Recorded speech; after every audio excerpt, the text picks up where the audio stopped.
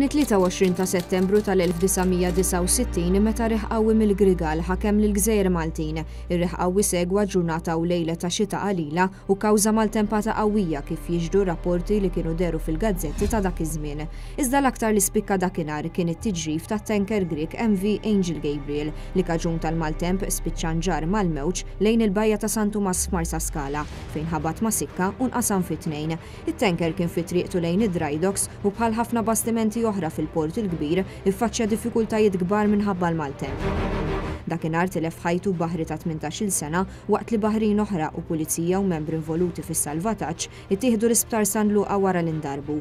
Fl-aħħar jiem hekk kif pajjiżna kien hawn dibattitu fuq it-tanker tal-gass li se jitpoġġa fil-bajja ta' Marsaxlokk, bosta anzjani ftakru f'dan l-avveniment li seħħ 45 sena ilu u għalkemm kull inċident marittimu jrid jiġi investigat fiċ-ċirkostanzi partikolari tiegħu fuq talba tal-bosta anzjani li kellmuna tajna ħarsa lejn il-gazzetti u l-esperjenza ta' dakinhar. Tkellimna mal-fotografu veteran Frank Attard li rakkonta dak li ra meta ġara fit-tanker MV Angel Gabriel.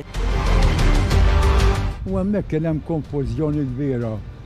Għatta soldati, pulizija, nies tal-RAF, kulħadd jagħti biex isalvaw il dawn in-nies u mbagħad niktar kien hemm raġel kien imdal vapur li kien inqasam, kien inkalli hemmhekk inqasam u kien hemm wieħed Grieg qabeż fuq il-vapur għall-isfel u kien miedda. Kienet vera diżastru kbir dik kien. Frank Attard kien rebaħ Premijiet Internazzjonali tal-Fotografija fl-1969 għal ritratti tal-MV Angel Gabriel.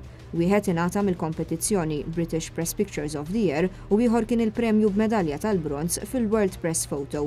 Il-premijiet ingħataw għal ritratt li juri katina umana ffurmata fost l-oħrajn minn pulizija, soldati u membri tal-protezzjoni ċivili biex jgħinu lil baħħara jinżlu mill-vapur li kien kontinwament qed jintlaqat minn mewġ qawwi. Huwa ritratt b'eżempju ċar ta' solidarjetà umana fil-maltemp.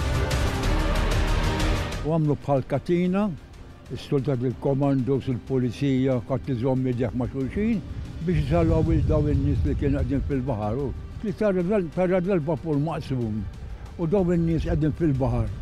Kulħadd jipprova jgħinhom. Interessanti li fl-40 anniversarju minn dan l-avveniment, propju fit-23 ta' Settembru tal-2009, kienet seħħet maltempata oħra li kkawżat ħsarat kbar, din id-darba lil cabin cruisers u d-dajjes f'Brizebbuġa u Marsaxlokk. U mill-passat ħadna lil Frank Attard għall-preżent. Hekk kif ilu resident ta' Brizebbuġa l dawn l-aħħar 30 sena staqsejnih dwar l-opinjoni tiegħu fuq żvilupp marittimu ieħor fin-naħa ta' isfel ta' Malta, dak li qed jiddomina d-dibattitu nazzjonali bħalissa li hija l-ħażna tal-gass li se tkun ankrata propju f'nofs il-bajja ta' Marsaxlokk. Li ħajorsu l-prezzijiet għal-umenu, huwa tajjeb. Ma nispera jiena li iktar ma jkun il-bord minn hawnhekk għalija nara ħajaru. Alessia Bsajla Zammit, Net News.